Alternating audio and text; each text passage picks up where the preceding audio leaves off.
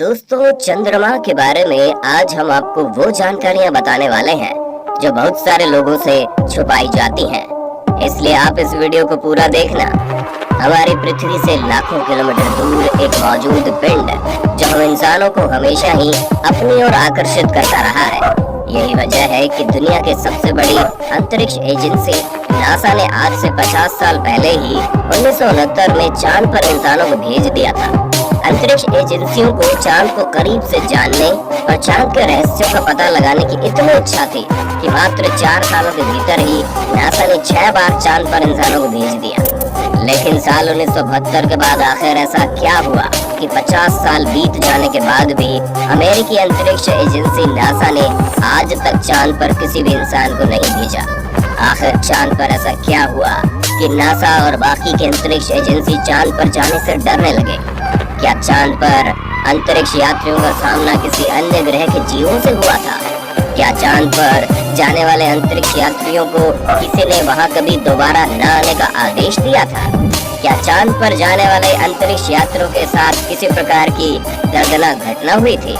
या फिर इन सब से अलग कहीं ऐसा तो नहीं नासा या फिर कोई भी अंतरिक्ष एजेंसी ने चांद पर आज तक किसी इंसान को भेजा ही नहीं? क्या इंसानों के चांद पर पहुंचने की कहानी ही झूठ थी? दोस्तों, इस वीडियो में हम इन्हीं कुछ सवालों के बारे में बताएंगे जो बेहद चौंकाने वाले हैं। लेकिन वीडियो शुरू करने से पहले अगर आप नए हैं तो हमारे चैनल को सब्सक्राइब करके बेल आइकन पर जरूर क्लिक कीजिए। 21 जुलाई 1969 ये वही दिन था जब नील आर्मस्ट्रांग ने चांद पर कदम रखकर इतिहास रच दिया।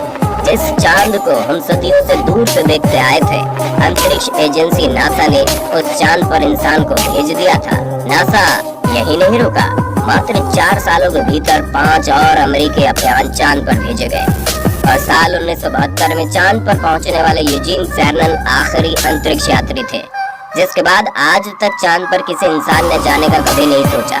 आखिर 50 सालों बाद जब हम विज्ञान की दुनिया में और आगे बढ़ चुके हैं तो हम चांद से पीछे क्यों भागने लगे? क्या चांद पर अंतरिक्ष यात्रियों का सामना किसी अन्य ग्रह के लोगों से हुआ? ऐसा कहा जाता है जब नील आर्मस्ट्रांग और एडविन एल्ड्रिन चंद्रमा की सतह पर घूम रहे थे तब उन लोगों को वहाँ कुछ रहस्यमय चीजें दिखाई दी जिनके बारे में उन्होंने कभी सोचा भी नहीं था। चांद पर अनेक ऊंचे ऊंचे टावर मौजूद थे जिनकी ऊंचाई 2000 मीटर से भी ज्यादा थी। ये सभी टावर बिल्कुल वीरान पड़े थे। ऐसा माना जाता है कि एलियंस ने ही चांद पर इन टावर्स को बनाया होगा ताकि वे पृथ्वी पर अपनी नजर रखें। लेकिन आखिरी बार जब इंसानों को चांद पर भेजा गया तब अंतरिक्ष यात्रियों का सामना कुछ ऐसे जीवों से हुआ जो नहीं चाहते थे कि इंसान चांद पर पहुंचे। खुद नील आर्मस्ट्रांग ने एक इंटरव्यू में कहा था कि अंतरिक्ष में उनके यान का पीछा किसी बेहद एडवांस टेक्नोलॉजी वाले यूएफओ के द्वारा किया गया था, जिसे हम उड़न तश्तरी भी कहते हैं। चांद पर अजीबोगरीब रहस्यमयी आवाजें भी कई चंद्र यात्रियों ने सुनी। हालांकि नासा ने कभी इस बारे में आधिकारिक बयान जारी नहीं किया, लेकिन चांद पर गए कई यात्रियों ने इस बात को स्वीकार किया है कि उन्हें चांद पर बहुत ही अजीबोगरीब आवाजें सुनाई दी हैं। ऐसी आवाजें जो उन्होंने पहले कभी नहीं सुनी, जो बिल्कुल रहस्यमयी आवाजें थी, जो शायद एलियंस के जहाजों की हो सकती है। क्या चांद पर एलियंस रहते हैं? एलियंस की थ्योरी पर काम करने वालों का कहना है कि चांद अंदर से खोखला है क्योंकि चांद की सतह के नीचे एलियंस ने अपना अड्डा बनाया हुआ है। और ऐसा इसलिए कहा जाता है क्योंकि 20 नवंबर 1969 को जब अपोलो मिशन के दौरान वैज्ञानिकों की टीम ने एक छोटे अंतरिक्ष यान को चांद पर उतारा था तो उस यान के टकराव से चांद पर भूकंप जैसी स्थिति बन गई थी और चांद की धरती करीब 1 घंटे तक किसी घंटे की तरह कंपन और आवाज करती रही। ऐसा तभी संभव है जब चांद की सतह किसी धातु से बनी हो और अंदर से चांद खोखला हो। इतना ही नहीं, चांद पर पाए जाने वाले पत्थरों में भी भारी मात्रा में यूरेनियम और नेपच्यूनियम जैसे एलिमेंट पाए गए। ये बिल्कुल वही एलिमेंट्स हैं जिनका प्रयोग स्पेसशिप की बाहरी सतह पर किया जाता है ताकि स्पेसशिप अधिक तापमान और दबाव को सहन कर पाए। तो क्या चांद एलियंस का एक स्पेसशिप है जो लगातार पृथ्वी का चक्कर काटता रहता है, जैसे मानो सदियों से उस स्पेसशिप का मकसद सिर्फ पृथ्वी पर नजर रखना हो? खैर, जो भी हो, लेकिन चांद पर वापस जाने में कोई न कोई समस्या जरूर है, क्योंकि आज से 50 साल पहले अगर हम चांद पर कदम रखने में सफल हो चुके थे तो अब तो हम विज्ञान की दुनिया में और आगे जा चुके हैं।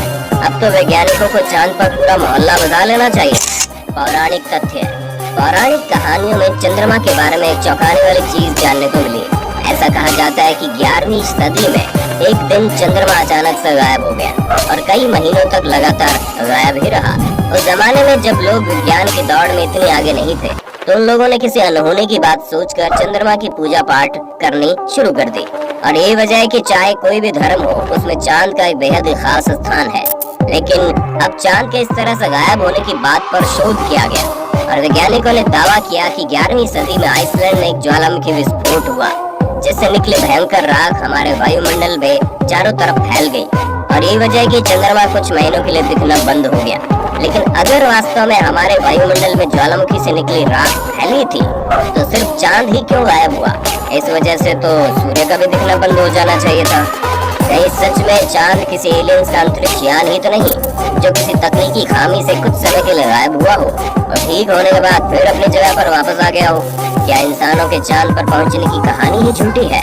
चांद पर जब नासा ने पहली बार अंतरिक्ष यात्रियों को भेजा था, तो उसका प्रसारण टीवी पर लाखों लोगों ने देखा था। इसके बावजूद कुछ वैज्ञानिकों और लोगों का मानना है कि ये महज एक झूठी कहानी थी। अमेरिका सिर्फ अपने आप को बड़ा दिखाने के लिए और विज्ञान की दुनिया में अपने आप को सबसे आगे दिखाने के लिए ये झूठी कहानी रच रहा था। क्योंकि नील आर्मस्ट्रांग ने जब चंद्रमा की सतह पर अमेरिका का झंडा फहराया, तो चांद पर बिना किसी वायुमंडल के वो झंडा इतना लहराता हुआ कैसे दिख रहा है? आप तस्वीर में साफ देख सकते हैं कि अमेरिका का झंडा ऐसे लहरा रहा है जैसे बहुत तेज हवा चल रही हो, लेकिन चांद पर तो वायुमंडल ही नहीं है। फिर ऐसा कैसे संभव हुआ? कुछ वैज्ञानिकों का ये भी कहना है कि लैंडिंग के वक्त ली गई तस्वीर में चांद की सतह से दिख रहे आसमान में एक भी तारा क्यों नहीं दिख रहा।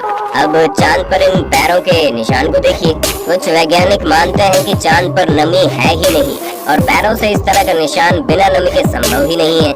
इन सभी तर्कों को देखकर वो चांद पर इंसानों के पहुंचने की कहानी को झूठा बताने की कोशिश करते हैं। उससे भी चौंकाने वाली बात तब सामने आई है जब पिछले साल नेशनल स्पेस काउंसिल की एक बैठक में नासा के प्रवक्ता ने कहा कि इंसानों को दोबारा फिर से चांद पर भेजा जाएगा, लेकिन इसकी तैयारी करने में भी समय लगेगा और शायद हम 2028 तक चांद पर फिर से पहुंच जाएंगे। उनका ये बयान सवाल खड़े करता है। जब हम आधी सदी पहले ही कई बार लगातार चांद पर जा चुके हैं, तो अब हमें तैयारी के लिए इतना लंबा वक्त क्यों चाहिए? विज्ञान की दुनिया में हम आगे बढ़े हैं या फिर हम विज्ञान की दुनिया में पीछे जा चुके हैं? कुछ वैज्ञानिकों का तो यहाँ तक मानना है कि जो भी अंतरिक्ष यात्री चांद पर पहुँचने के लिए निकले थे, वो सब कभी वापस ही नहीं आए और अमेरिका ने लगातार अंतरिक्ष यात्रियों की जिंदगी दांव पर लगाई ताकि वो खुद को अंतरिक्ष विज्ञान की दौड़ में सबसे आगे रखें। क्या अधिक खर्च की वजह से कोई चांद पर नहीं गया? दरअसल चांद पर किसी इंसान को भेजना एक बहुत ही अधिक महंगा सौदा है। नासा के एक वैज्ञानिक का कहना है कि चांद पर इंसानों को भेजने में बहुत ही अधिक खर्चा लगता है और इतनी अधिक खर्च होने के बावजूद इंसानों को इसका कोई फायदा नहीं हुआ। यही वजह है कि नासा और अन्य अंतरिक्ष एजेंसी चांद पर इंसानों को भेजने में पीछे हटने लगे। साल 2004 में अमेरिका के तत्कालीन राष्ट्रपति डब्ल्यू जॉर्ज बुश ने फिर से चांद पर इंसानों को भेजने की बात की थी और इसमें 104,000 मिलियन अमेरिकी डॉलर का अनुमानित खर्चा बताया गया था। जाहिर सी बात है, इतने अधिक खर्च करने से पहले कोई जरूर सोचेगा। खैर जो भी हो, 1969 में उस दौर में जब हम इंसानों के पास ना तो इतनी बेहतरीन टेक्नोलॉजी थी, ना हमारे पास ऐसे सुपर कंप्यूटर्स थे और ना ही हमारे पास इतना बजट होता था, लेकिन फिर भी उस दौर में 4 साल के भीतर नासा ने 6 बार लगातार चांद पर इंसानों को भेज दिया। अब तो हम विज्ञान की दुनिया में कई गुना अधिक आगे निकल चुके हैं। अब हम चांद से भी दूर मंगल और बृहस्पति ग्रह तक पहुंचने की कोशिश में लगे हैं। अब तो चांद पर पहुंचना हमारे लिए आसान होना चाहिए। तो फिर भी नासा या फिर अन्य किसी अंतरिक्ष एजेंसी ने पिछले 50 सालों में चांद पर दोबारा जाने की कोशिश क्यों नहीं की? और इतने अधिक बार चांद पर पहुंचने के बाद भी नासा को फिर से चांद पर जाने के लिए इतने अधिक समय क्यों चाहिए? ये सभी वो सवाल हैं जिनका जवाब अमेरिकी अंतरिक्ष एजेंसी नासा कभी खुलकर नहीं देता, जैसे वो बदनामी के डर से दुनिया के अन्य देशों से इन सभी बातों को छुपा कर रखना चाहता हो। दोस्तों, आखिर क्या वजह हो सकती है? चांद पर जाने में भारी भरकम खर्च, किसी दूसरे ग्रह के जीवों का सामना, अंतरिक्ष यात्रियों के साथ कोई दर्दनाक हादसा, या फिर चांद पर इंसानों का कदम रखना महज एक झूठी कहानी? आप चंद्रमा पर इंसानी मिशन के बारे में क्या सोचते हैं? अपने राय कमेंट में जरूर बताना और ऐसे इंटरेस्टिंग वीडियोस देखने के लिए हमारे चैनल को सब्सक्राइब करके बेल आइकन दबाना बिल्कुल मत भूलना।